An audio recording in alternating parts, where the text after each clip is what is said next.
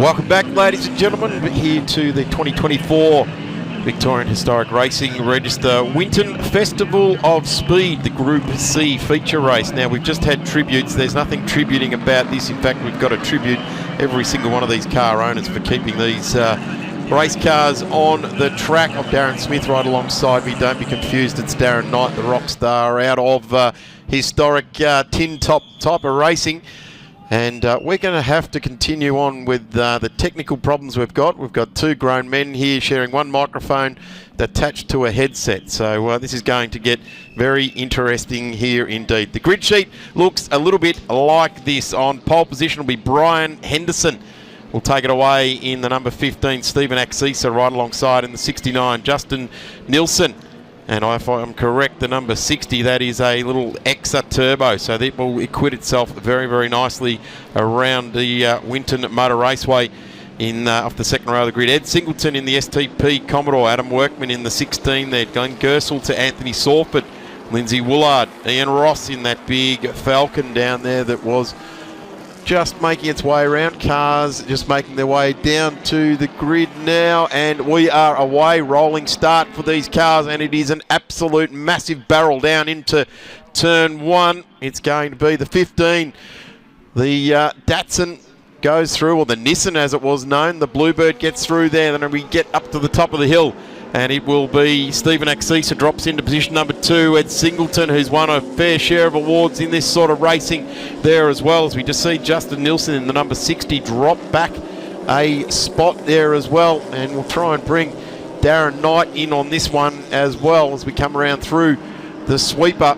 Singleton, Nilsson to Gersel, Workman, Woolard, Sorford, Tremble, and then Woods in the 28 just going backwards there. But our screens fill with this magnificent looking Bluebird. Brian Henderson, the pole winner Bathurst in 1984, the ex-George Ferry machine, in his first visit to Winton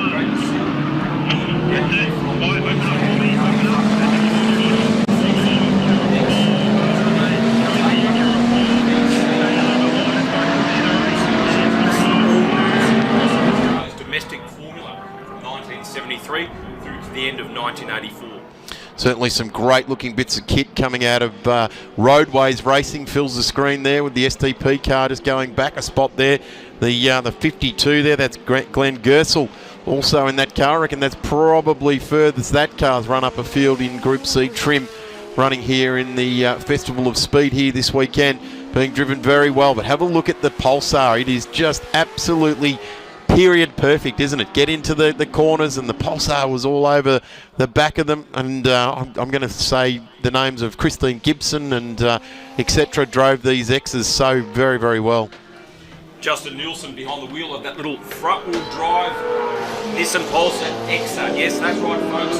Turbocharged front-wheel drive, about 300 horsepower. So amazing little machine, developed locally, of course, by Alan Marsden and the team. And Justin is having a great run right behind the next Greg Geisler, Commodore of Glenn Gersel. What? To right on Nilsson's tail as well. And the STP Roadways Commodore having a great run. I reckon Justin's owned this car longer than the factory did. He's had it in his shed, I'm going to say 3 times longer. Look at this. Looks to the inside, plugs the gap. Just enough room being given there by Gersel, but manages to get the 308 working very, very nicely indeed. Gee, it's got to be hard to keep the 308 thumping along in these cars, doesn't it? Getting harder. Many years ago in touring car racing, of course. Brian Henderson still leading in the Bluebird, turbocharged 1.8 litres, so not the domestic 2 litre we have out here, the imported version of Bluebird developed by Howard Marsden and his team. Fred Gibson, of course, intrinsic in that, having a very strong run at the moment in front of Steve Axisa. That goes on between Gersel and Nilsson. Gee, wasn't the Group C world turned on its head when a turbocharged car started to come? None more than when a rotary car came on the scene as well. We don't have any of those here this weekend, but certainly when those turbocharged Bluebirds came on the scene, people were left scratching their heads, weren't they? How did they go from practicing and being 30th and things like that to then when it had to do a lap just dial up a bit of Howard Marsden magic and set the farmer off with his Bluebird around the Mount Panorama. It was just something wild, wasn't it? You and I were just kids, but certainly remember that everyone's scratching their head. What are we going to do with these turbo cars? I think initially the word was let's just ban them. Well, there's a bit of that going on, yeah, certainly amongst the V8 runners. But speaking of V8 runners, Ed Singleton has got past Blake Birstall on that lap. So Singleton now up to 5th place. Next, Alan Grice, STP Roadways, Group C. 2 and 1, follow that action. Yeah, that Gricey Roadways Commodore, Les Small weighed in on his career in a big way with those cars, and Gricey was certainly always featured at the top, and it was a lot later in his career before he was embraced by the factory teams. But he always sort of wore that the bandit type of attitude, didn't he? It was amazing that he actually drove cars that had mild written on the side of them. There was nothing mild about the way Alan Grice drove.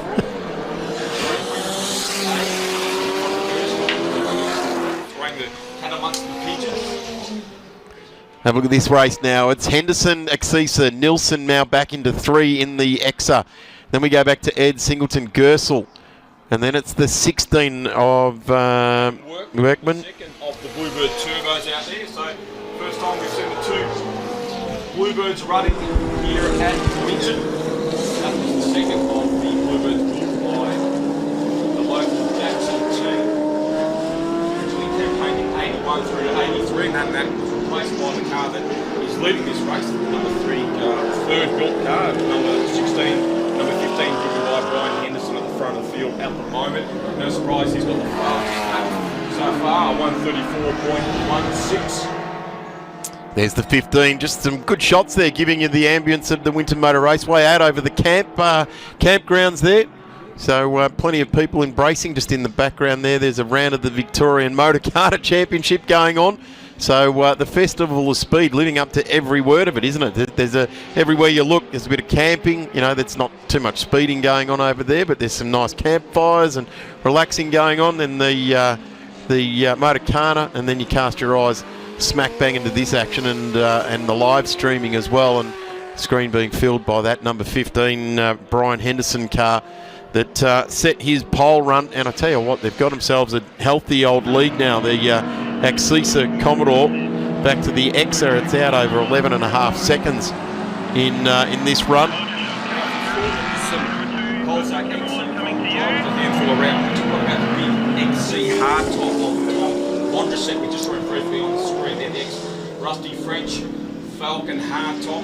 Huge machine, huge tyres on the back of the big coupe. Hardtop, or correctly I should say.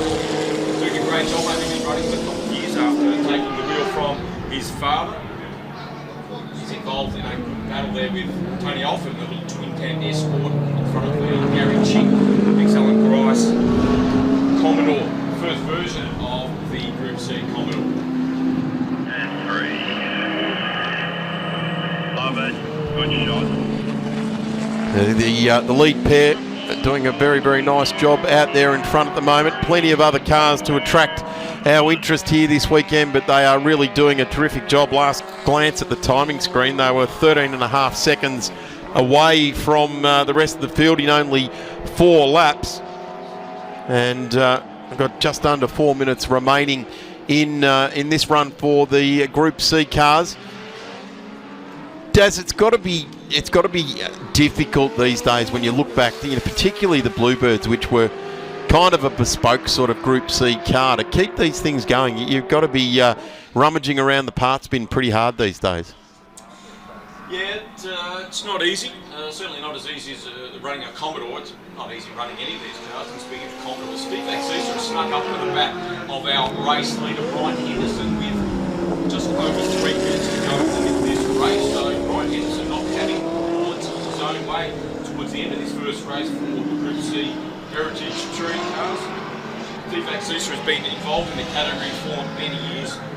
Also owns the only LJX1 Group C Rana we see regularly. He started out in the Group C Gemini of all things, and he's right with Henderson as we head towards the end of this race.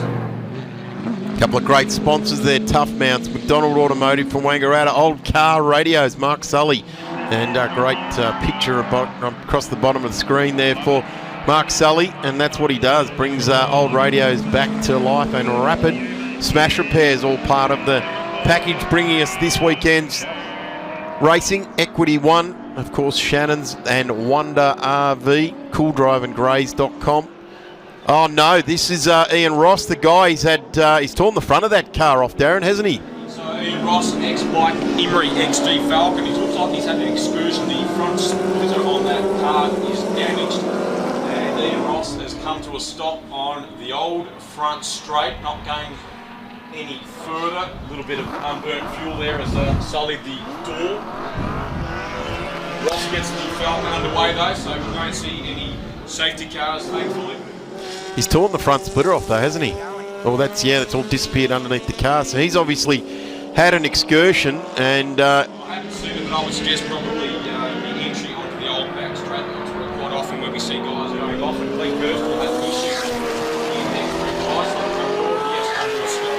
well. So Gerstle, that's in off turn 2. So I wonder if those two strangely had a coming together at all between the two of them, because one sort of came off to the driver's left, one's gone off to driver's right, but it looked like Ian Ross's car was the only one that had any particular damage to it. Not that we could see Gerstler's car. This is back in the field. This is for 4th and 5th on the road.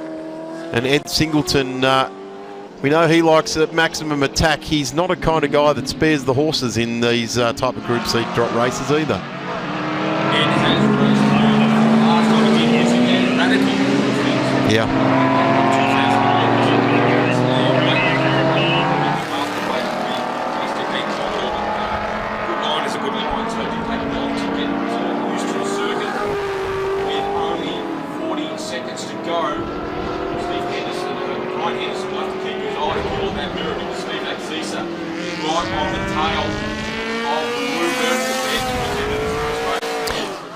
And this is where the exploration of turbo cars came into it, because all of a sudden they had all this heat build up, and they had to start to work out how to get all that heat out of the car, because the turbo was running white hot, and it looks as though these guys, have they taken the checkered?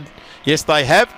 So that will see first blood go to the Nissan. So Bluebird takes race number 1 in the Group C's. Brian Henderson, the winner from Steve Axisa. Justin Nilsson will bring a little Exa home in great 3rd place. Had a torrid time here last year, went through 3 gearboxes in as many days, so it's like a new pair of socks every day for Justin with gearboxes. Unfortunately, it has not happened this time, thankfully, and he's taken a great 3rd place. 3 Fords. We just saw the XA Coupe to the Mike Emery car that Ian Ross is driving. And I'm not sure who the Escort was, but little yellow and blue Escort, probably a Rod Stevens in those colours. Derek Wickett, great to see Derek back out there. Has not run for many years in Victoria. That was 2 Escorts. So great to see Derek back in the sun.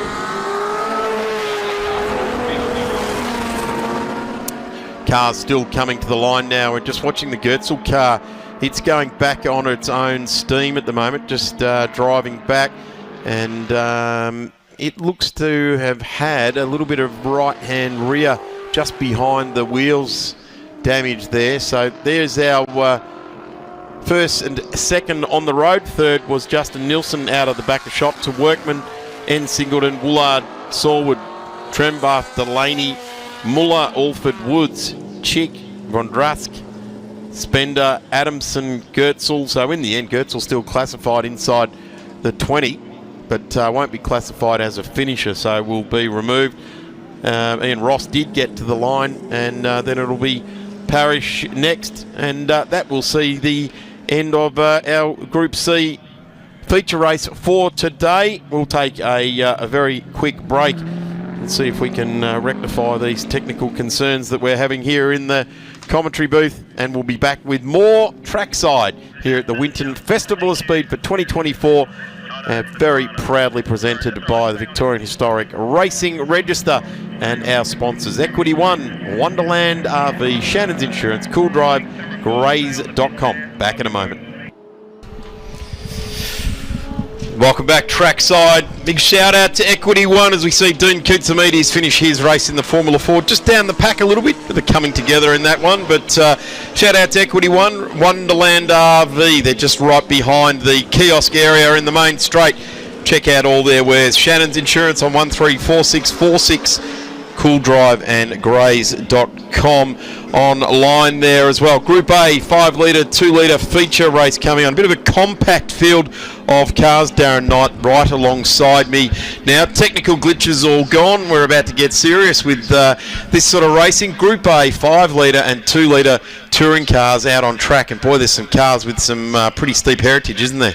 It certainly is, Darren. We saw their brothers, I suppose you could say, the Group C cars earlier. Now we have Group A and some invited cars coming under the Heritage Touring Car umbrella. So those invited cars include the David Hulk ex-Kevin Waldock Falcon, making its first return to the track for many, many years. We saw Braxy do that interview with David Hulk a little bit earlier, so it's great to see another one of the forerunners to V8 supercars out on the track. This car was built before they were known as supercars, originally called Group 3A, which confused a lot of people. They continued having a Group A sticker on them when they were obviously not Group A cars, but that's what they were called before we adopted the supercar name. It was a short period in history, quite confusing, wasn't it? It was when Tiga left and Avesco came in and all sorts of stuff all was different going on. bits and pieces was going on. It was all jostling for who was who in the zoo, really, wasn't it? Certainly was, but the homegrown category, of course, that took over from the International Group A formula, which ended in 1994.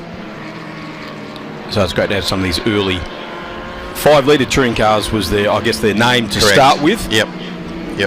All Super Tourer in there as well. Trevor Schumacher in that BMW, and although some of these V8s are going to have a pretty cool note to them, that BMW will absolutely scream its way around here. The Capri Components car, as it was known by Laurie Nelson for many, many years, on the third row there with Trent Harrison alongside Chris Oxley, and down into turn 1 we go. Pete Zebras is in the field as well, current V8 supercar team owner. Having his very first circuit race, so great to see Peter join on board the ranks. David Hulk is leading from Kyle Alford in the 2-wheel drive Nissan Skyline Turbo. He's just in front of Adrian Alesi in the Walkinshaw Commodore, the Gary Wilmington machine. He's just in front of that BMW you mentioned, Darren, of Trevor Schumacher, of course, a long time distributor of Michelin motorsport tyres in this country. Purchased the car a couple of years ago and is getting right stuck into it. This is a great example of an early BMW Super Tourer. Yeah, the Johnny Cicotto car was what that one was famous for, and I think it's still running some Johnny Cicotto name signage on the back of it as well, if I remember correctly, after the last time I saw that car out of the workshop in Brayside there. But just watching this Nissan here, flames out the side, absolutely period perfect flames too, orange in colour, as opposed to the ethanol type flames we see these days of the blue in colour. Of course, all these cars running the great race fuels 104, I think, or 102, race 102, which is the replacement for Avgas and some of the fuels that were around at the time. But these turbo cars, certainly fuel played such an important part. They had to get it absolutely right.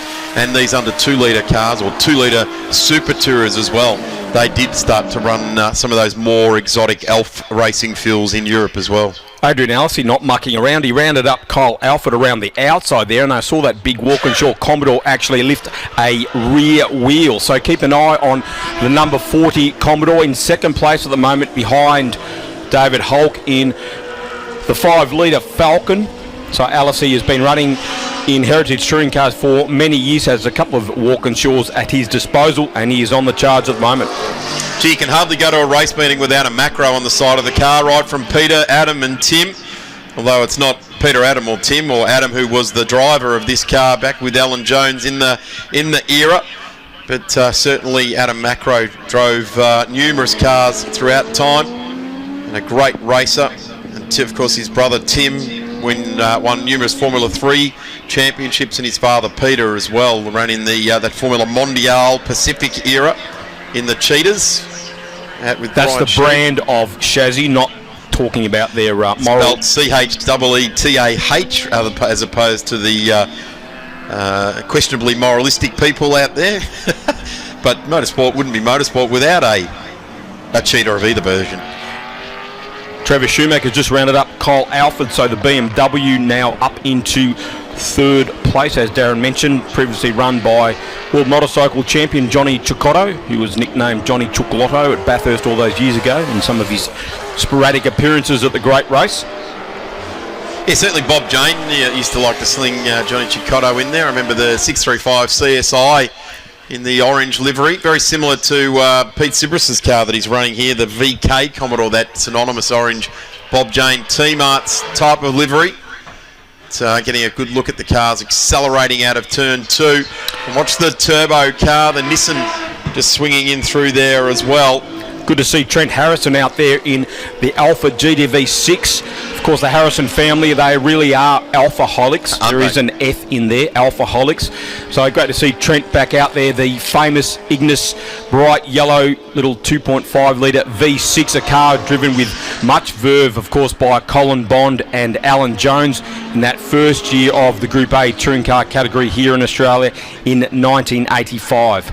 Have a look at this. Schumacher getting very, very lively now all over the back of Arsley, and looks to be putting the nose of the Alpha up in there. And as this race starts to wear on, you just know that Trevor Schumacher's given himself a special set of Michelins out of the truck to put on this particular BMW. So it will become all rubbered up, all sticky, and the big Commodore in front will start to roll around on its tyres. I don't know that for sure, that he's got anything other than what he had out of the truck there, Trev. He's probably running stuff from 2 or 3 years ago.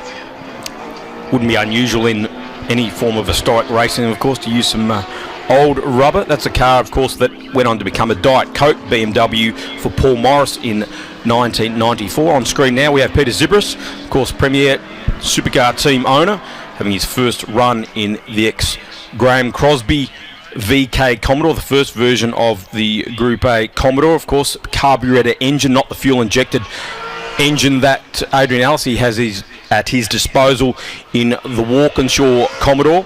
Of course, Pete Zibris as well, one of the fastest Australians too. He's a top fueler. That's his heritage is drag racing. And I guess he thought, well, I can hold on to the steering wheel for 4 seconds down a straight drag strip. How hard can it be to hold on to the steering wheel for 20 minutes and to go for a race around? Completely different genre, really, isn't it? It's almost a different sport. It's a sprint racer versus a marathon racer, really, isn't it? It is. Got a couple of corners here and there in circuit racing, and Pete, great to see him out there. He is a collector of historic cars as well, so it's great to see him having it out on the track, not parked in a man cave somewhere. So well done to Peter for bringing that beautiful Bob Jane Team Arts livery Commodore out on the track as David Holk continues to lead from Adrian Alesi. It's interesting, yes, the older Falcon here and the transition of Australian motorsport away from the international formula to the bespoke, very, very bespoke Australian formula, and that was ended up being what was called Avesco V8 supercars, now to these days just called supercars, and it was very widely supported by the big 2 manufacturers, being Holden and Ford here in Australia for a long, long time, and sadly we don't have that industry here anymore either. But here's Pete Zibris again, the Trans-Tasman Group, Bob Jane Team Arts as it was supported in the day.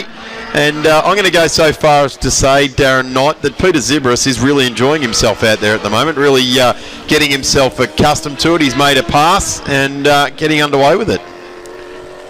Certainly is. The car originally built as the gold bullion machine, so it ran in that unique gold livery, and if you pop the bonnet on Peter's car, it's still got the gold inside the engine bay and the interior. Originally run, of course, by 1968 world champion Denny Hulme at Bathurst in 1985 with Ray Smith, and then became another world champion, Graham Crosby, the world motorcycle champion.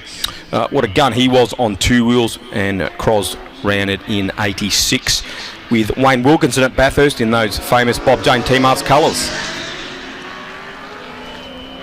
Hulk untroubled at the front at the moment. Alice, though, having to keep his eyes peeled on that mirror with Trevor Schumack right on his tail in the BMW Super Tourer. Kerry McMahon having a great battle out there in the ex-Laurie Nelson Capri Components Mustang. Currently on the road in 7th place, car number 72, battling it out with Oxley in car number 44, Chris Oxley out of New South Wales. So that's a great battle, the BMW and the Mustang. Yeah, on screen now, Chris Oxley, the number 44 machine. That's a genuine ex-British Touring Car Championship machine, driven by Steve Soper, who knew how to twirl a wheel now and again. Darren had some great battles with John Cleland and all the other psychos in the British Touring Car Championship back in those days. They were fantastic to watch, with all sorts of hand gestures usually going on. Yeah, there was amazing teams involved there, like the Williams team and Triple Eight were involved back in the day. The iteration that ended up with what Triple Eight we've got here today, challenged down into turn one, but the Mustang coming around there. It really was a much maligned shape of Mustang, that one, wasn't it? It didn't stay true to the pony car at all, did it? Oh, I think you'll find some pretty big arguments from the Fox body fans, which I am one of. So smaller than, I guess, the original Mustang, but certainly a switch back to form after the Mustang 2. That was the model that really made people turn their nose up a little bit in some circles, but great to have Kerry McMahon out there in that Mustang, a car that Laurie Nelson ran right through the Group A era. So even after most of the Ford teams went to Ford Sierras, Laurie kept running that car, and it's basically the ultimate spec of a Group A Mustang. So a better diff. The original Mustang in that shape came out with a Capri diff, which did not last very long, and it's great to see Kerry out there in the Mustang, as it is great to see Adrian Allisey out there too in the Commodore. There's McMahon on screen having his final season of historic touring car action. He's going to hang up the helmet at the end of the year. And I did see Laurie Nelson actually recently, sadly at the funeral of Bob Gill, but that's where we catch up with people these days. And Laurie, I think he still thinks the hand and feet can dance on the pedals as good as they did in the 80s as well. But Laurie, certainly that car did well, didn't it? He was an out-and-out privateer, and he followed every round. Yeah, Laurie hung up the helmet probably at the start of last year, sold his Group N Capri to David Crabtree, of course, very fast open wheeler campaigner in historic racing action. David Holt continues to lead in the ex-Kevin Waldock owned Falcon. Tim Macro, of course, and Alan Jones piloted that machine as well at the FAI 1000 all those years ago.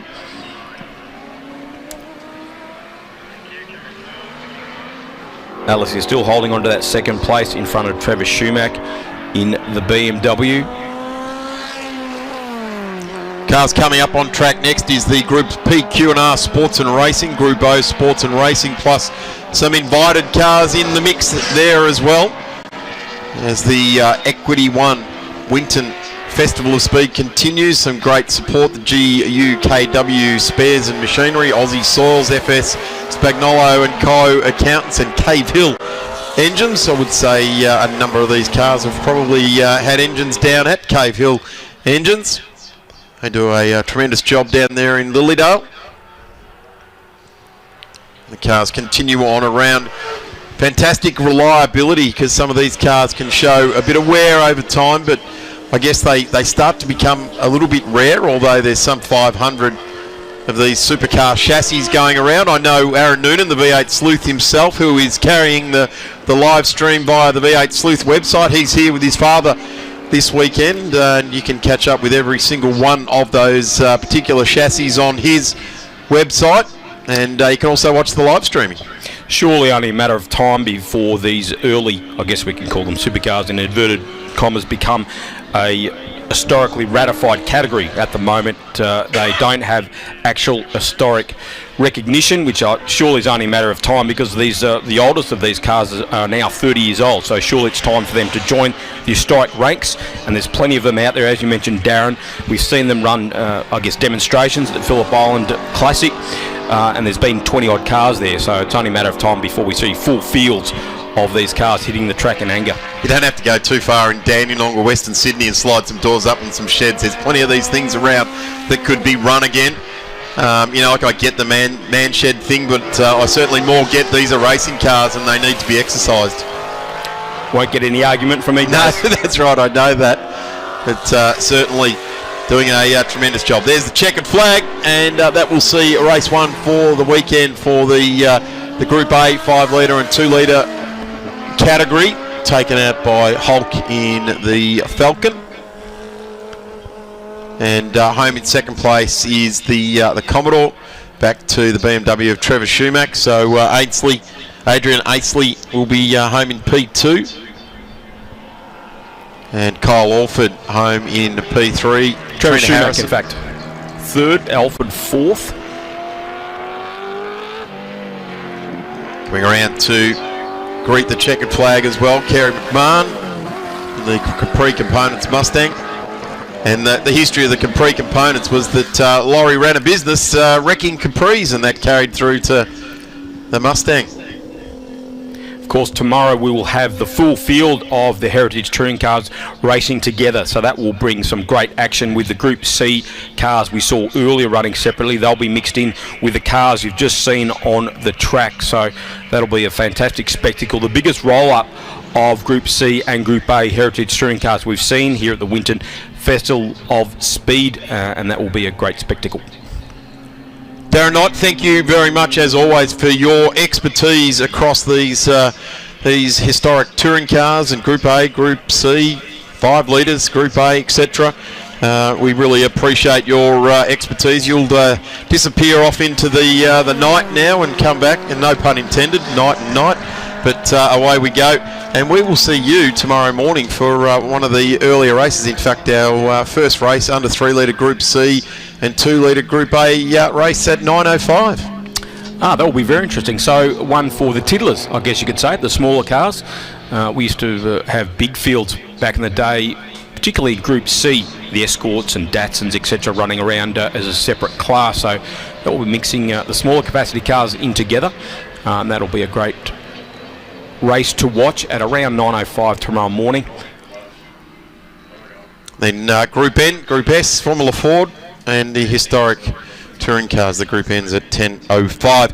We're going to take a quick break, and by that I mean quick, because we're readying ourselves for the PQ&R Sports Racing Group O Sports and Racing as well. Ron Simmons will be back on the mic with me in just a couple of moments.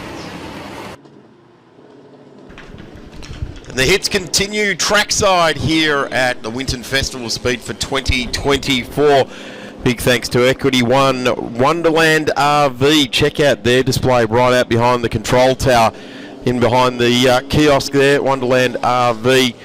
Got a massive display there right next to the Shannon's Insurance tent. Cool Drive and Grays.com. Darren Knight has joined me, and that generally yesterday meant a fair bit of excitement. As a welcome, we saw in the historic touring cars a bit of a crunch up at turn 1, which was didn't result well for those guys yesterday.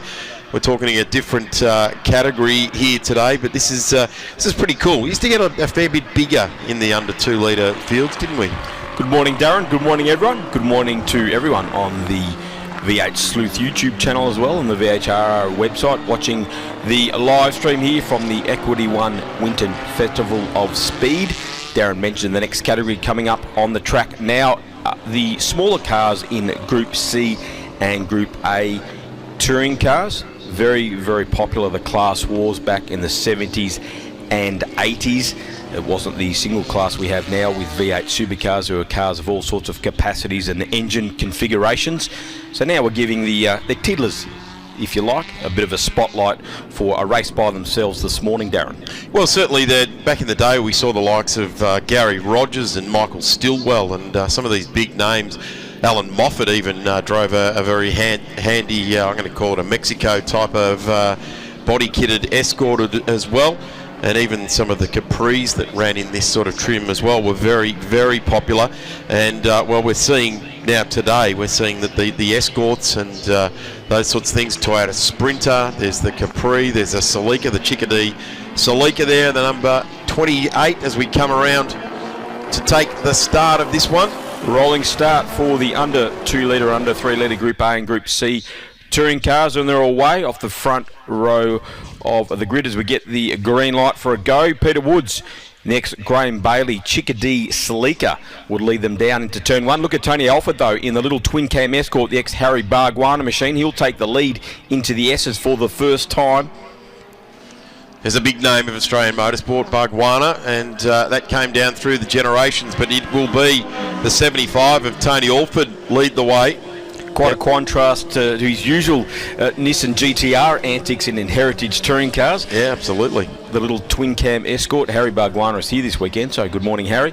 Doing a bit of a warm-up session before jumping behind the wheel of the Godzilla as we see the Gavin Adamson car like the Stephen White's dad drove one of those sort of CDT type Geminis, and even prior to the CDT Geminis running as well. But great field, really does give us a look back and gives you an idea of every generation of Escort that was ever raced in the country, doesn't it? Yes, we've got a very neat example out there too, a Mark II of Jason Delaney from Queensland. He's up there in second place on screen now behind our race leader Tony Alford. That's the car originally campaigned and built by Ray Cutchie, who of course was a key component of the Moffat Ford dealers team. Was actually built in the Moffat workshop, 711 Malvern Road, and Jason Delaney started campaigning this car again at the start of this year, so very early in its return to competition life after sitting dormant for many years. He's doing a great job at the moment up there in second place, as is Carl Muller taking Cole Spender in the twin cam Escort. So Carl Muller in the Ford Capri, ex-Laurie Nelson and Peter Woods machine, and he will now move up into fourth place.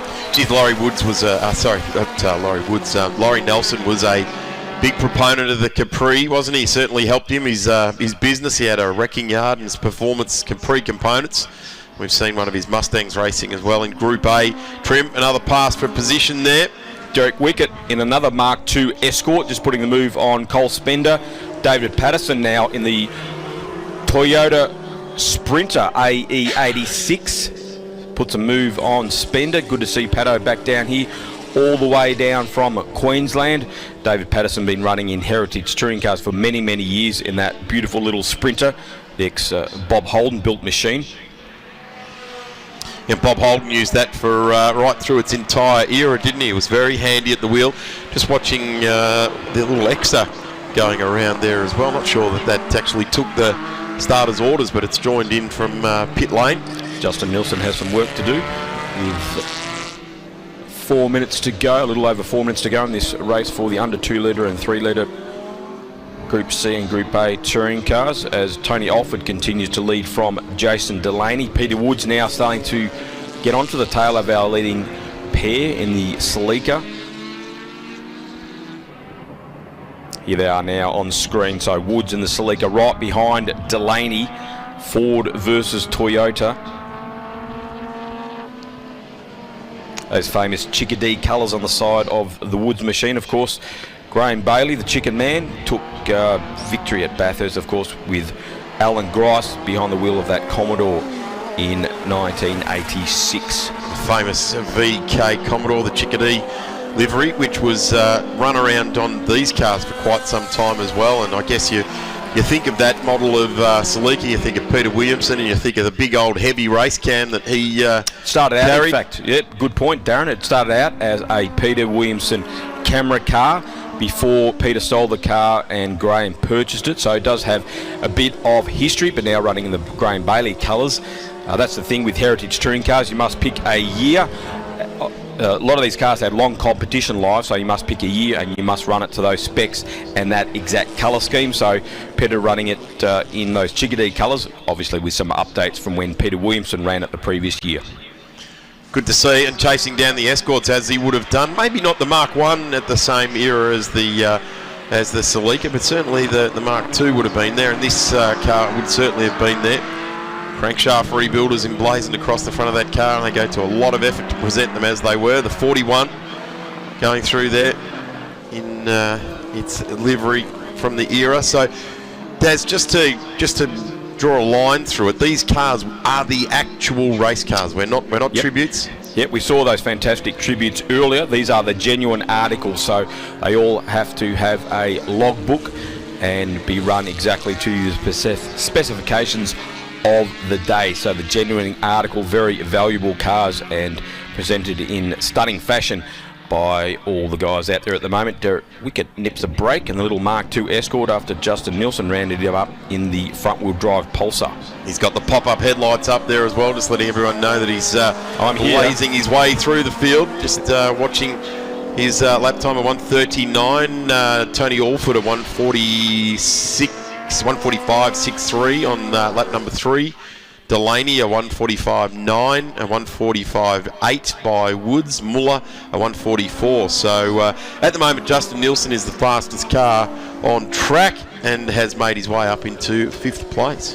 Alfred handy lead now over Jason Delaney, who has his eyes peeled on the mirrors with Peter Woods behind him in the Celica. Carl Muller in the V6 Capri, not far behind. I asked Carl yesterday what he thought of the new Capri, which is an all-electric SUV that looks almost exactly the same as a Polestar 2. He was quite... he wasn't too aggro about it. Just glad to see the Capri name back out there.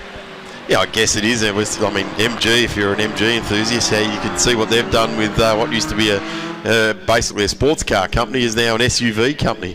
So, you can't get angry. You just got to support the brand. Of course, we've got the Mustang Mach-E on sale now, a big 4-door electric SUV with the Mustang name on it. That really roused some people up, didn't it? Nothing like your Mustang, mate, at all.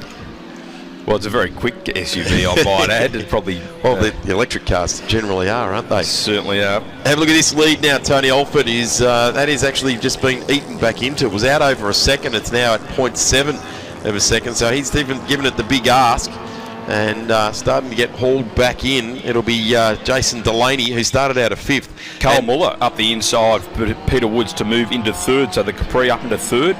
Woods and the Celica back to 4th.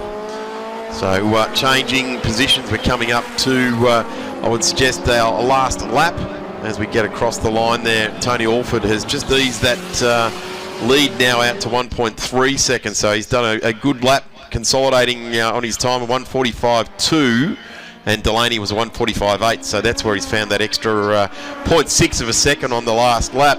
Got to get it around one more time. I'd say get the checkered flag. Great to see an open face helmet being used, particularly in the direction of the sun there. We're looking right into the helmet of the driver there, and what I like about it is that you can see the teeth, and that's a big smile. Or the gritted teeth, the gritted teeth, is that what it is? Oh, I'm going to haul this up at turn 3. Oh, we're through. Usually the bigger cars that have those issues. The tight, twisted confines of Winton. Very much a happy hunting ground for the smaller cars here.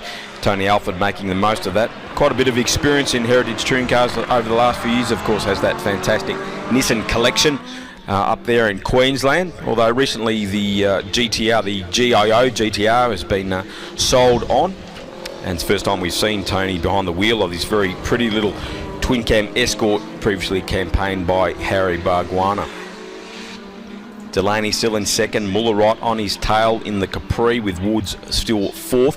Justin Nielsen, after starting right from the back of the field, he's caught onto this lead pack, but he only has half a lap to go, so he's going to be trying pretty hard to get onto the podium, but might just run out of laps.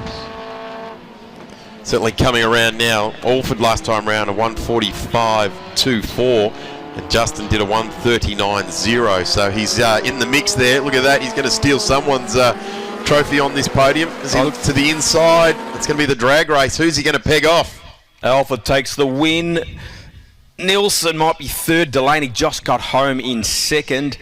And unbelievably, I've called that correctly, I believe. Jason Delaney 2nd. Justin Nielsen right on the line in the little Nissan Pulsar Exa into 3rd place. Carl Muller was nipped on the line and he fell back to 4th, narrowly in front of Peter Woods. What a great battle between the top 5 in that race, Darren.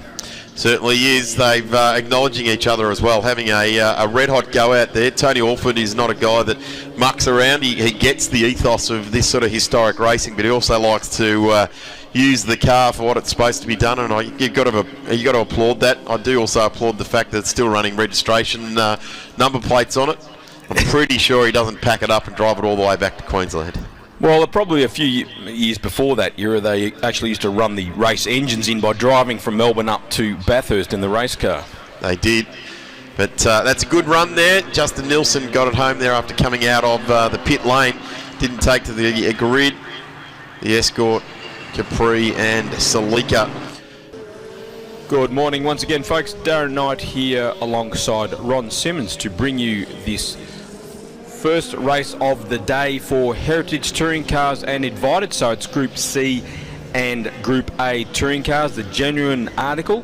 Very good morning to Ron Simmons. G'day, Ron. G'day there, Darren, and good morning to everybody. And good to see the sun just sort of trying to pop through that heavy cloud we had earlier on this morning. So making for great racing, and the circuit will warm up a little bit for these guys. And a great field of cars here today, Darren. Certainly is, and this will be the first time that we've seen both classes combined. We saw a couple of races earlier in the program with CNA running separately, and of course we saw the smaller capacity cars have their own race this morning. Now it's one in, all in, so a very big grid of Heritage Touring Cars and a couple of invited cars as well. The biggest field we've ever seen here at the Winton Festival of Speed of Heritage Touring Cars, so great to see, and a first for the ranks down here in Victoria. A couple of invited cars are running with them. I guess you could say the forerunner to V8 supercars. We called them 5-litre touring cars back in the day, so Group 3A. We're talking about Falcons out there. David Hulk, who'll be out there in the next Komatsu-sponsored Falcon, EF Falcon. EL Falcon, I should say. And it's great to have David down here. The type of car that replaced Group A.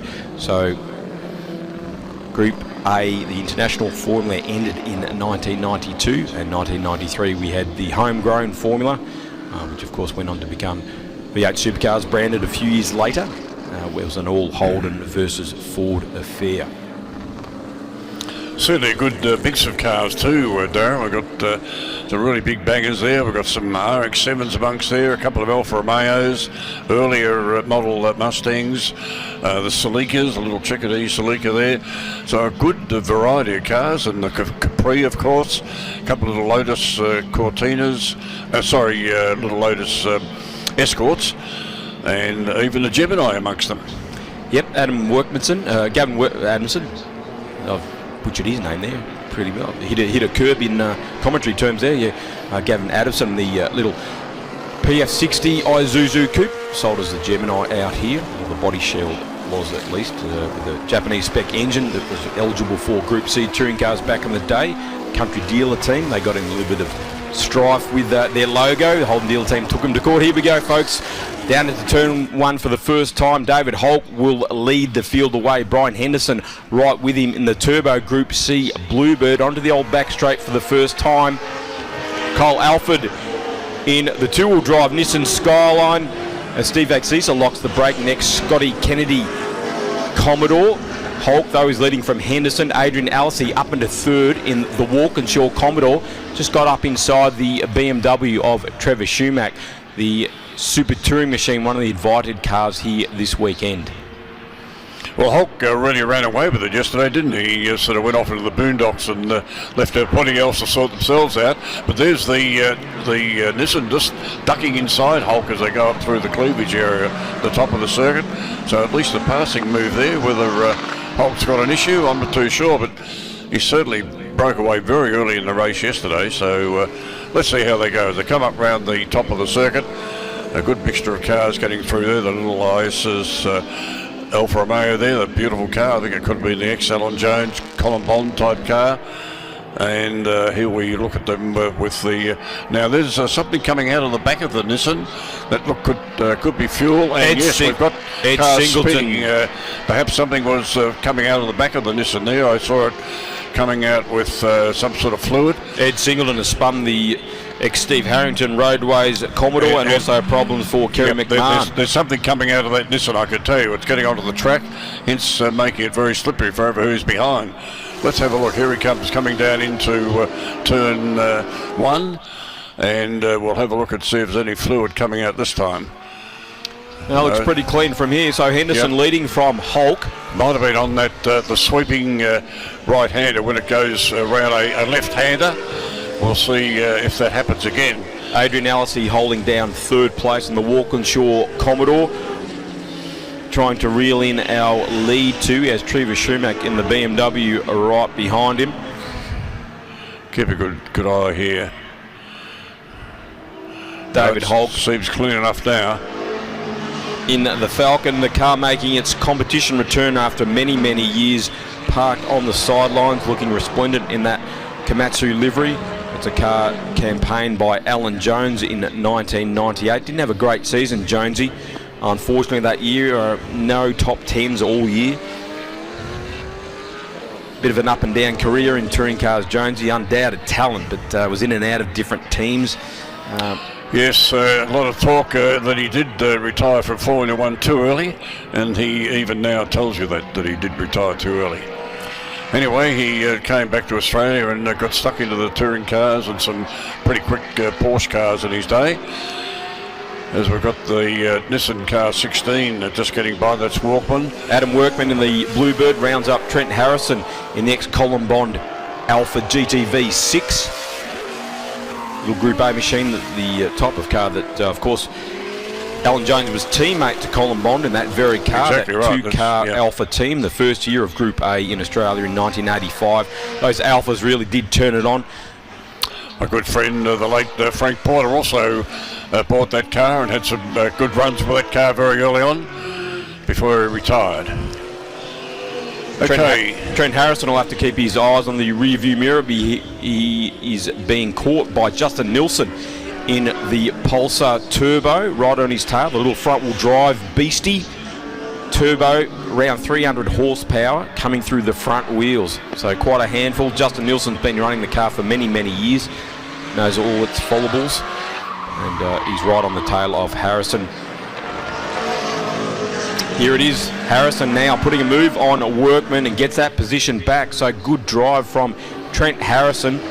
The twisty bits at the top of the circuit really playing into that beautiful handling Alphas. Yes, it was certainly very well balanced motor car and very, very nice handling, good braking, good gearbox. But pretty reliable in the first place. So Not great in the rust department though. no. Didn't have to worry about that with race cars, but it's really the road version. I think some people are being a bit unkind there, but anyway, yes, they did have a bit of an issue there for a while, but they said if you stop and listen long enough, you'll hear it rusting, but that's not quite really true. The little car 60, that's an interesting little car, a little extra. Justin Nilsson there having a great battle with with Adam Workman as Trevor Schumacher brings the BMW into the pits, unfortunately. So his race in the Super Touring Bimmer is coming to an end. Hulk still shadowing our race leader, Brian Henderson. Getting very close to the last lap for the Group A and Group C and invited Heritage Touring cars. Hulk right on Henderson's tail, just waiting to pounce. Yes, I think Hulk's just holding back there. I think if we get a bit of a straight line here, he just might say, I'll see you later. I don't know. We'll see how he goes. The Nissan is certainly holding its own at this moment. Pretty quick car in a straight line, the Turbo Bluebird, of course. Oh, yes. Famous machine put on pole by George Fury, the last Group C Bathurst, 1984. And that, folks, is this very car you're watching now, the number 15 Bluebird of Yes. Brian Henderson. Yes, once they sorted that turbo lag out that a lot of these turbo cars had for a start, they really got... There's still fluid coming out of that car. They'll have to look at that in scrutineering, I'm quite sure. There's, on his any left hand as he's doing, there's fluid coming out the back. as is coming up to the finish, I would think, this particular time. And here's Hulk still staying in behind. And we're getting a flag. No, it's still going. So we're thinking this will be the last lap. Time certain, of course. Like I said, Hulk would just wait his time. I know we've got a few minutes to go, so no laps. It's time certain this race. Okay, so we're being a bit misled with some of the timing here today, but never mind. There's Hulk, as I said, he might just wait for his time and give it a big boot full and get past the little Nissan. Henderson staying in with him though. As we mentioned, very famous among the Nissan fans. That little Bluebird really did set the field on its ear when it arrived in around 1981, locally built from imported Bluebirds. Of course, we had sold them here locally. The 2-litre engine, the 1.8-litre turbo was never available here, but it was still eligible as a Group 2 touring car. And Howard Marsden and his very talented team. Amazing, really, George Fury that came straight out of rallying and drove that car and drove it like it's always been a circuit racer. He was absolutely splendid in the car. Unknown quality, really, coming out onto a bitumen track from rally work, and he did very well indeed. The Little Exeter, of course, a very hard car to drive. They had an unusual torque steer problem with those cars. Lots of it, not unusual, lots of it. And the girls that drove it, of course, the Ramsons and Gibson girls, they had awful trouble trying to keep the thing on the road. Yeah, Fred Gibson, of course, his very talented wife, Christine Gibson, drove that Exa. Also shared a couple of drives also with a very young Glenn Seaton as well. As Holt continues to lead from Henderson, they've really scooted away from our third place man at the moment, Adrian Allisey in the Commodore. Very big gap. Big gap to the next group of cars coming for the third. And Elsley and Axie and Elford, Harrison behind him. So good gap in the field. As we watch now, Little Exeter making an inroad, yes, coming in on the inside of turn 3, gets past the Alpha, as does the lead car Hulk getting through up the top end. They're getting through a couple of slower cars. Starting to move into the back markers.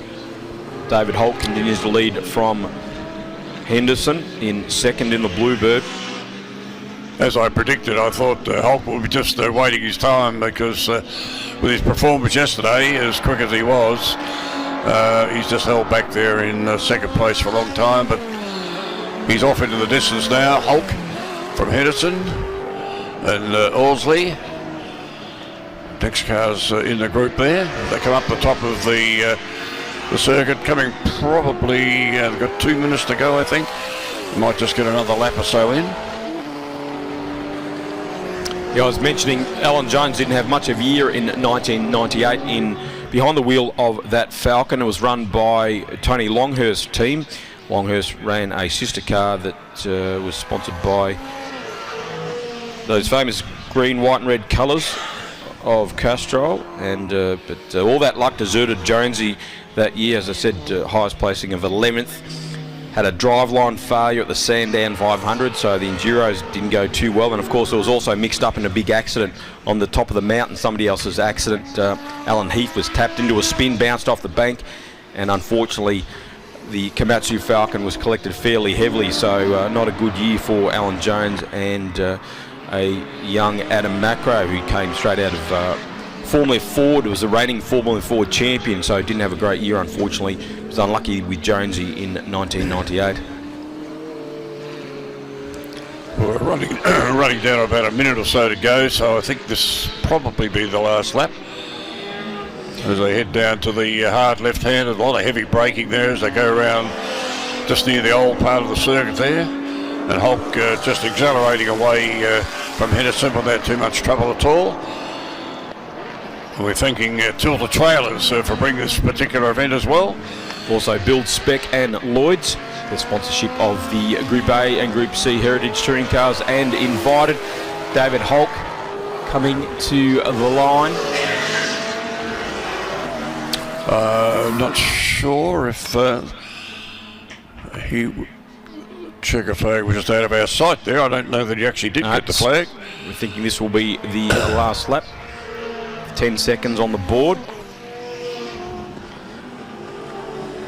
Hulk now starting to put the foot down, opening up a bit of a gap on our second place man, Brian Henderson, in the Turbo Bluebird.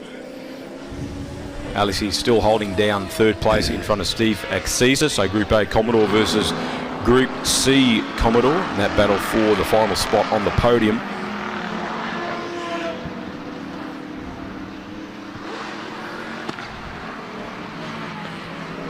That car of David Hulk, that was back in the days when we had fairly regular parity arguments with the Commodore versus the Falcon, which there's all sorts of hand-wringing back in the day with trimming under trays and trimming gurney flaps on the spoilers, etc. So glad that's mostly out of the window these days. Ford and Holden, the factories were both heavily involved in lobbying cams over the years for adjustments as they're trying to get the cars together. And the EL Falcon and the VS and the VT Commodore right in the middle of that argument.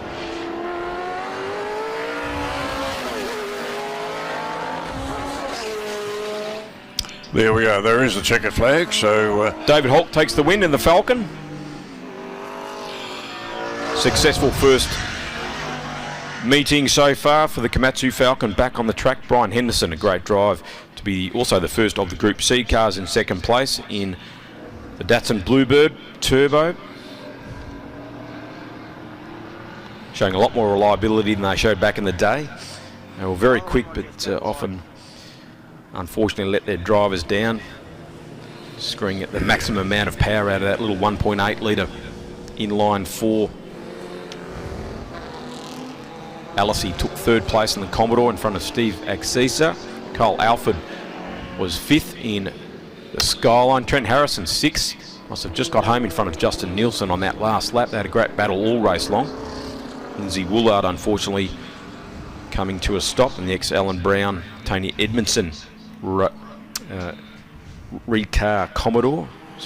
We also saw Ed Singleton on screen there. He had some issues in the Roadways STP Commodore. Hopefully Elvis, as that car is known, will be back out fit and fighting for the final race this afternoon.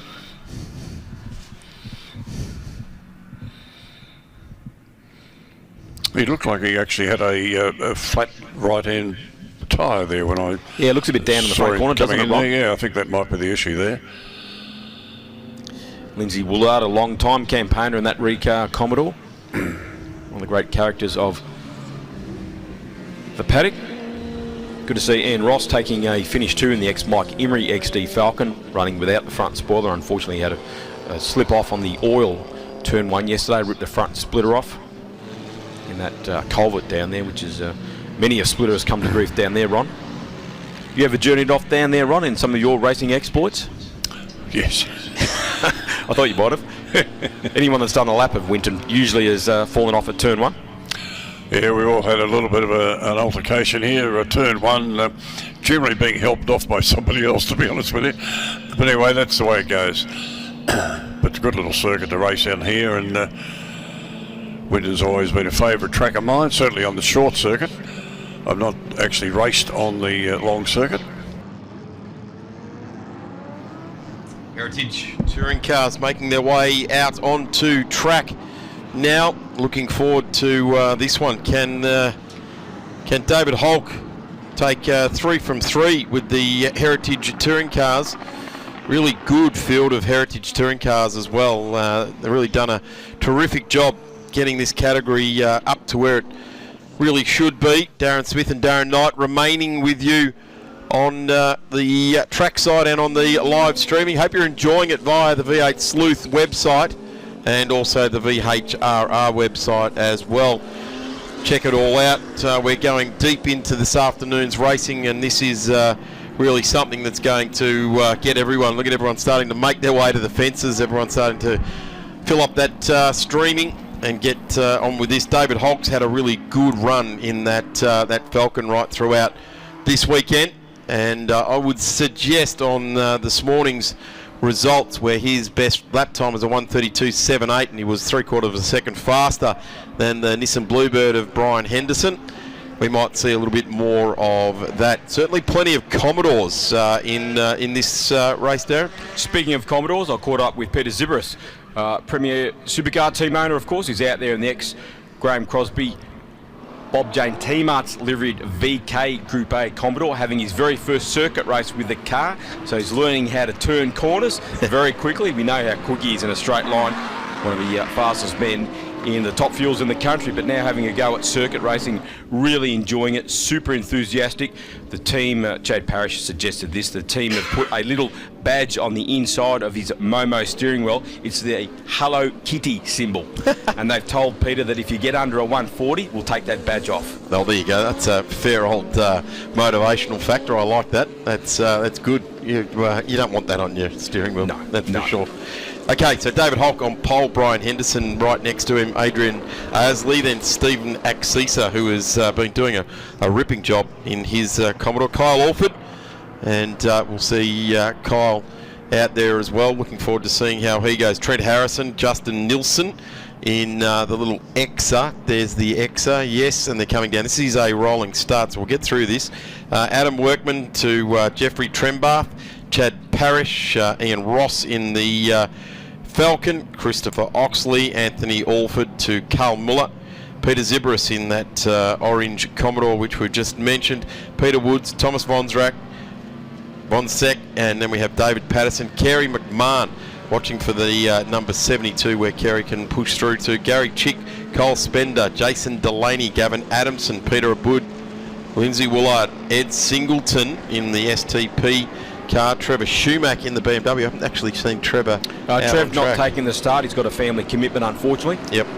Glenn Gertzel, Shane Nicholson and Derek Wickett. Rolling start. David Hulk will hold the field here.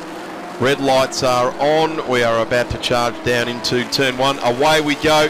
Well done by the starter there. Held them all the way down to the line. David Hulk holds out the 15 of Brian Henderson, the Nissan, the Bluebird. Looking to the inside, Hulk understeering off cold tyres. Alford just ranging into the back there as well. Adrian Ellis in the Walkinshaw Commodore there, number 40, trying to stay ahead of Steve Axisa. That a great battle in this morning's race. The Walkie just got it home over the Group C Commodore of Axisa as they're all through the first couple of corners safely. David Hulk is our race leader from Brian Henderson in the Turbo Bluebird. Everyone just letting each other sort themselves out, that mid to rear pack there. No one wanting to come together here, but David Hulk has shown a clean set of heels so far this weekend. This is a longer distance race. The turbocharged Nissans may start to become a little bit vulnerable. There's an RX-7 mixed in there. We've already had a rotary win today. It's not unknown that they might not have an RX-7 come through from mid-pack there as well. It's probably a bit too far away, but Chad Parrish coming through the field, and the Berkeley, one of the privateer RX-7s, had a few teething issues in earlier runs, so we'll keep an eye on the diminutive yellow and white Berkeley-sponsored rotary. There's Peter Zibris holding up the couple of the ex-Capri and Mustang of Laurie Nelson as they get through there. So plenty, as this field is called Heritage, plenty of heritage here in Australian touring cars. As we, I think it's the old Neville K Commodore, is it? Or coming around there? It's one of the ex-Wilmington. Adrian has a couple of Walkinshaw Commodores at his disposal. Kyle Alford now, the two-wheel drive Nissan Skyline, trying to put a move on Adam Workman in the second of the Bluebird turbos out there. It's good to see Lindsay Woolard take to the track after suffering a puncture in this morning's race. Chad Parrish down the inside of the Exit Turbo there of Justin Nilsson. There's been concerns with Justin's car right throughout this weekend. The Berkeley exhaust car coming through for Chad, that number 65. Nissan looks up the inside again, but it's they're trying to get through on the number 16 there. Parrish had a big moment there exiting the old turn 2. Had a bit of a flick and catch manoeuvre there, and that's allowed Justin Nilsson to come through in the little Pulsar. So Parrish falls back to 10th, and will soon come under pressure from Ian Ross and the big XD Falcon. Adrian Ainsley just streeping through there. Justin Nilsson locking up a left coming into Water Tank. So the transition from hard left around the sweeper, then swing it back to right can call you out. There's Ian Ross getting a good look at the back end of his big Falcon. he'll be really looking forward to this longer race to stretch the legs of the Falcon there. But we're getting a good shot of a really good snapshot of Australian motorsport from sort of late 70s through to the early 90s or even late 80s. Sorry, right there with the VH Commodore, the DR I think Skyline there in the mix as well. There's the Ian Ross XD. and the Falcon. Yep. Minus its front spoiler. Sans front spoiler. He lost that yesterday in a coming together in turn 1. Spun off on the oil and went through that big culvert down there at turn 1, so no front spoiler. So it looks a little bit like the XD when it first hit the tracks at the hands of Gary Wilmington. Had very little aero in it, 0 aero in fact, and the front of the Falcon looks a bit like that. I'm going to suggest probably around Winton you don't need too much of an aero package there as well. So he might actually find it's driving a little bit better in a straight line. But he has got Ed Singleton. This guy knows how to drive fast. Raced Radicals for a number of seasons with full aero.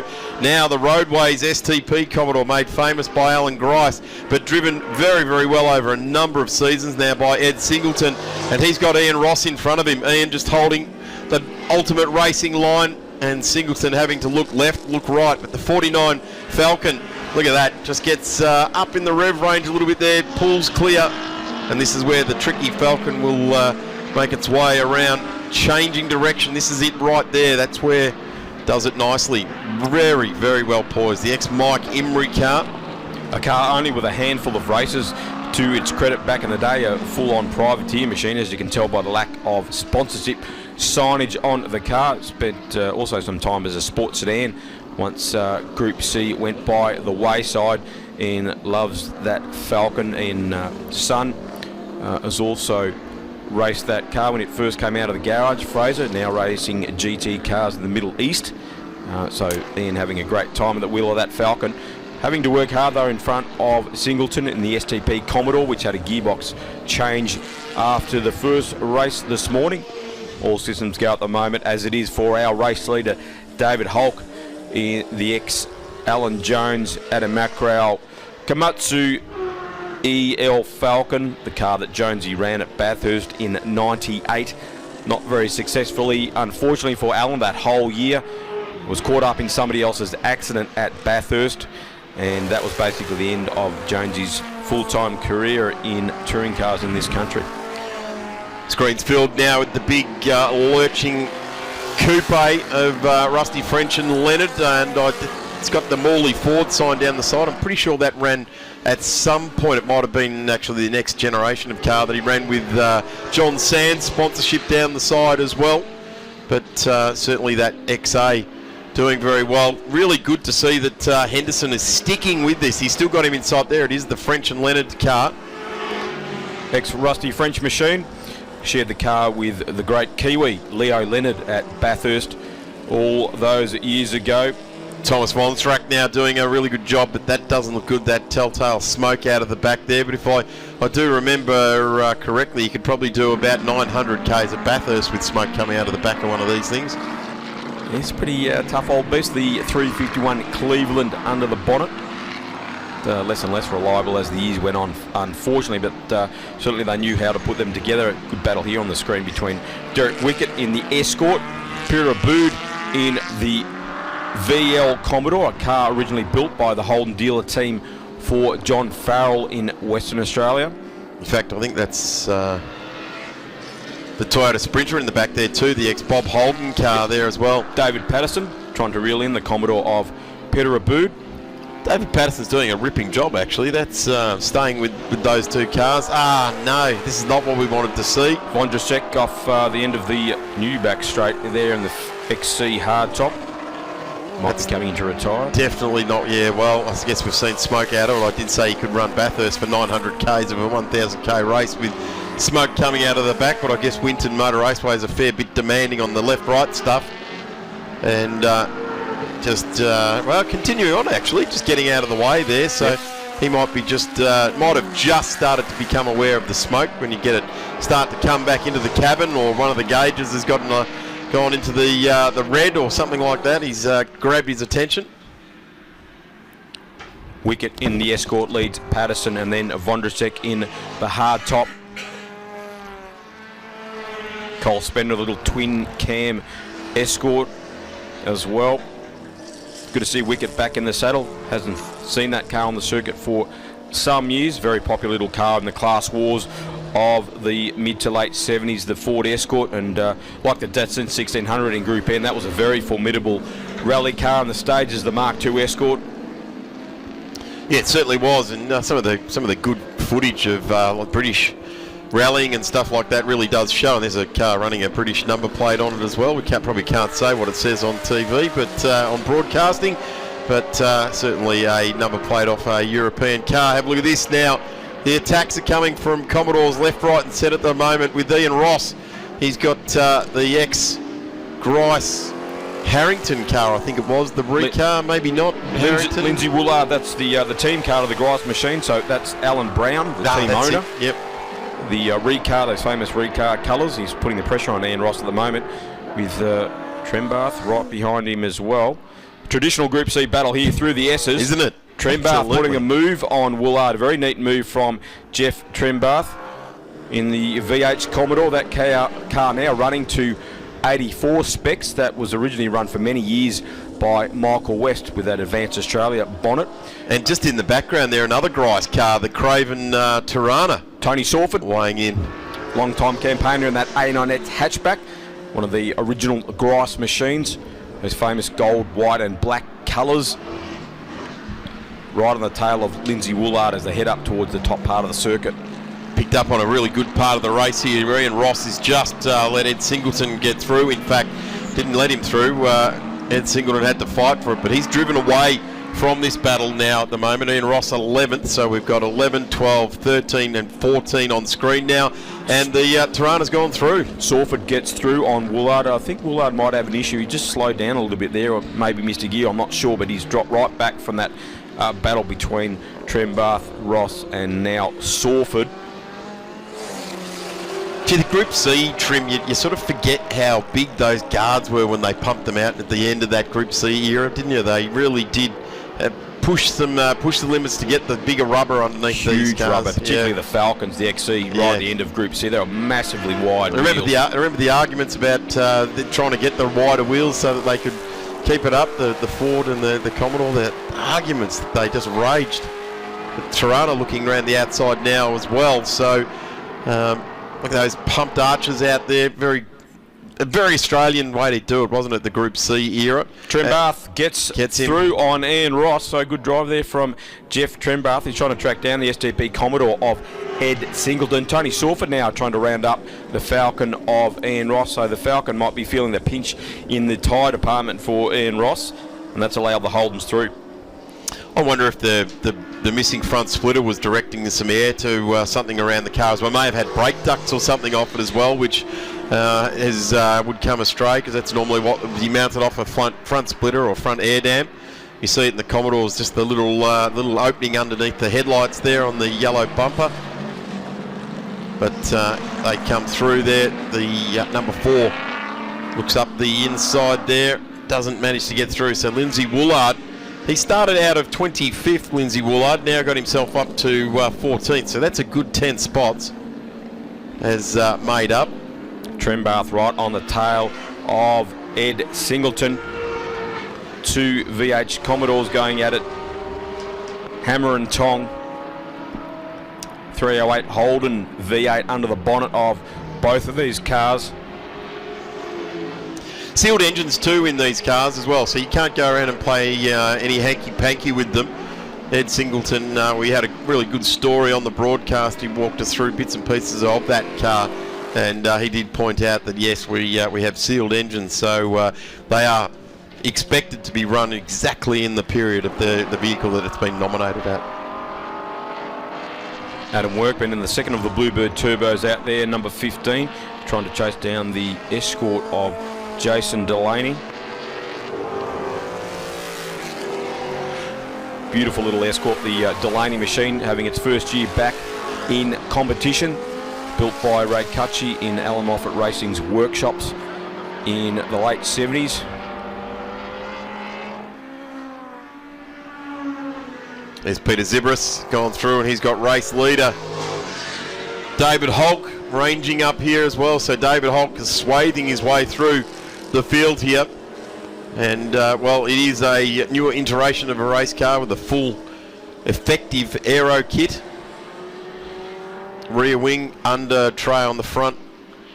And I would suggest probably the only car out there with an effective under tray, one that was there and actually did something and changed the aspects of the car. Because I remember also when you look at these cars, they were trimming 10 millimetres of under tray off them and 15 millimetres of under tray off them. It was pretty tedious, wasn't it? Every time they did those parity adjustments, as I'm sure they were for the teams, but it was a regular occurrence.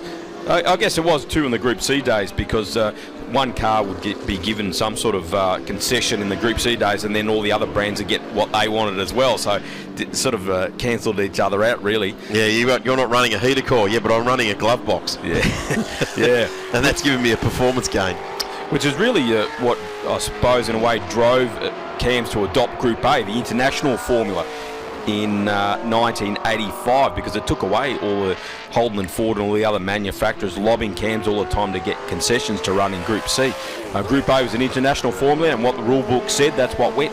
So Paris was a long way away from Sandown, so I like you trusting in the system there, Darren. Yeah, they still lobbied. They still wanted more than the other. Well, and there's some various things that happened in some cars that came from Europe too, which wasn't happening to cars in Australia, which is well documented. As David Holt continues to lead in the Komatsu Falcon. Oh, where's the Ricar Commodore parked off to driver's right? Lindsay Woolard, yeah, I thought he might have had an issue. No, he's rejoining the circuit. Not at full speed though, is he? He's come off, spun to the driver's right, coming through turn 3, so that's probably a full loop there. Powered on and gone round in a circle as Peter Zibris just goes through and claims that unlapped spot. And there is our car number 2 on the road. 4.8 seconds, that's the Henderson car, number 15.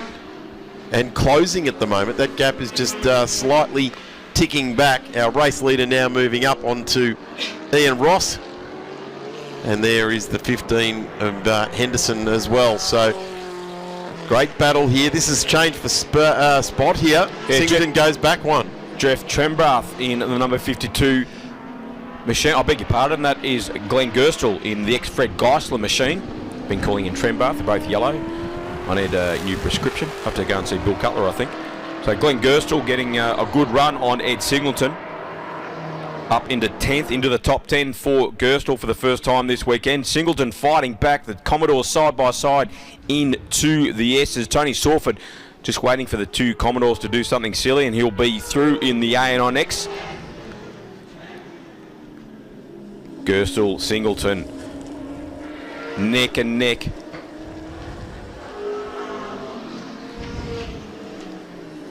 This is riveting stuff, isn't it? Not really sure how this one's going to play out. Ed Singleton seems to be responding with some pace. He started off out of 26th, currently in 11th.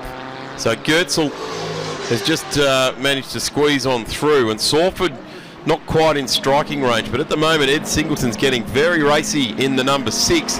And I'm going to say, Darren, he just showed, oh look, hopefully that's not, it's the 15. Our second place Car number driver, 2 on the road. Brian Henderson has gone off the circuit. He's rejoining. There's an RX-7 parked up over there as well. Chad Parrish retired a bit earlier, unfortunately, in the Berkeley RX-7. So where will that shake out? Can Brian Henderson rejoin in second place? He's still showing as second on the timing screens. Obviously went over the edge a little bit there in his pursuit of our race leader, David Hulk. There is Henderson on screen at the moment, the number 15 Bluebird. Adam Workman is also out there too, and another Bluebird, number 16. Oh, it's got issues. There's something dragging under, I'm going to say, a trailing arm, or is it a Panhard rod? Or, not Panhard rod, Watts link under the back of that car. Yeah, that car is not happy. Retiring, isn't it? Yep. Well, disappointing there for Brian Henderson, the number 15, after a very strong showing in the Turbo Bluebird this morning. Finished second behind David Holt. Looks like his race is coming to an end. Meanwhile, Ed Singleton has got past Glenn Gerstle. So Singleton on the charge in the ex-Steve Harrington Roadways STP Commodore. So Gerstle back to 11th, Singleton up to 10th, and now Gerstle has his mirror full of the ex-Crover Mould Racing A9X of Tony Sawford. Justin Nielsen is the next one for Ed Singleton, and I can tell you he is now on heading up to turn 11, so I think that might be a bridge too far away with 3.5 minutes left in this race. Sawtell has been just sitting off the back of this battle, and he hasn't really pounced in any way, shape or form, just enjoying a lovely Sunday afternoon race around Winton Motor Raceway. If it comes to him, it comes to him as the Gemini, the CDT Gemini, just coming out there. Don't worry about that smoke in the background. That's part of the Victorian Motorcana Championship off on the skid pan on driver's left at the sweeper. David Holt not getting out of the corner there nicely, and the 9 gets up and running initially, so I reckon he might have missed a gear. Not that it's going to be of any issue. Having its first meeting since 2001, this car. So David getting used to the car after the car being parked for many, many years. Ran in the Konica series after Jonesy ran it in the main game. So its last race was 2001 at Bathurst. So long time between drinks, as Gerstle now starting to fight back on Ed Singleton in that battle for the final place in the top 10. This is a good drive here, and I guess David's going to have an understanding at some point. You can't just leave a car lying around for 23 years and bring it out and expect you're going to win every race, although so far 3 from 3 is looking pretty cool, isn't it? Yep, and he's been driving well within himself as well, just looking after the machinery, getting used to it. Previously campaigned a Group A Commodore, a Walkinshaw, the ex-Bob Forbes Racing GO Commodore, which won a race in England, its new home, last weekend, which is great to hear. So David, a long-time campaigner in heritage touring cars, and now branching out into the next step, I guess you could say, of the forerunner of V8 supercars. So 5-litre touring cars. There's a lot of our local series type cars into the UK these days, isn't there? Very popular. Bit of a contrast to the usual little 2-litre touring cars that the English have been so fond of over the years. Yeah, certainly throw the big 5-litre into it, and it's twice as big as what they're used to. Gives it some sound, but I've got to say the English know how to use the engineering around a 2-litre car with its ability to change directions as well and take it up to it. But we do see quite a lot of these cars when they come on the market, getting in auctions and things like that, getting swooped on by English collectors or English racers as well. You know, like the boss of McLaren's got a couple of supercars even before he owned half of Walkinshaw United. Zach Brown, a very avid car collector, and uses them too, which is exactly what Peter Zibris is doing out there too. In his Bob Jane T-Mart sponsored VK Commodore. Great to see it out there instead of in a man shed somewhere. So well done to Zibris' team for getting it out there. Sawtell's gone through in the Tirana. Singleton lost a couple of places on that lap, so Gerstle and Sawford have both got past Ed Singleton, and he's running out of time now to get those places back and get back into the top 10. So Gerstle now 10th in front of Sawford. Yeah, that's a big change there. The Sprinter just getting out of the way as these cars come on through. The 54 Escort there has no real battle to be waged with these guys. Sawford trying to put a move on Singleton as we head towards the end of this race, with our race leader David Hulk well out in front. Comes back down through the gearbox. It's the turns back on itself, left-hander. Difficult corner to get right, that one. The corner has no camber to it whatsoever. Very flat corner, and turn the car in.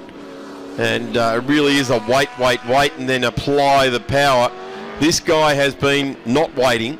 In fact, he's been applying the power with absolute authority. Checkered flag is being waved, and David Hulk, what a celebration. That is going to be a wonderful trip home for David Hulk as he gets the number 9 through to the victory. Adrian Allisey will take second place in the Walkinshaw Commodore. That's a good result too, really. The Walkinshaw is much maligned as a car.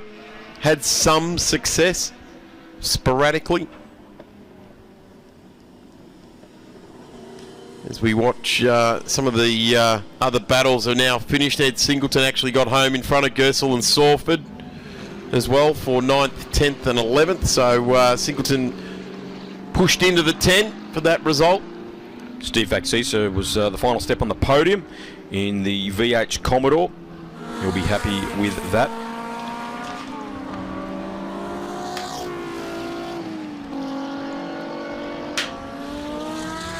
Well done to the Heritage Touring Car guys, Group A and Group C. And of course the invited Falcon of David Hulk. Surely it's only a matter of time before we see more of these early 5-litre touring cars out of the sheds and onto the track where they should be. So well done to David and his team. Darren, well done to you too. Thank you very much for all of your years of knowledge and expertise helping us with these cars. Jason Delaney had an interesting last lap there. He's fallen off on the very last lap in that little Mark II Escort. It's a shame, isn't it? And Peter Zubris has not been able to get into a 140, unfortunately. So the Hello Kitty logo will stay in the middle of Peter's steering wheel for the time being, but I'm sure he won't be far off a 141. So he's getting there for the first time out there in that car, and one of his very few circuit races, doing an excellent job.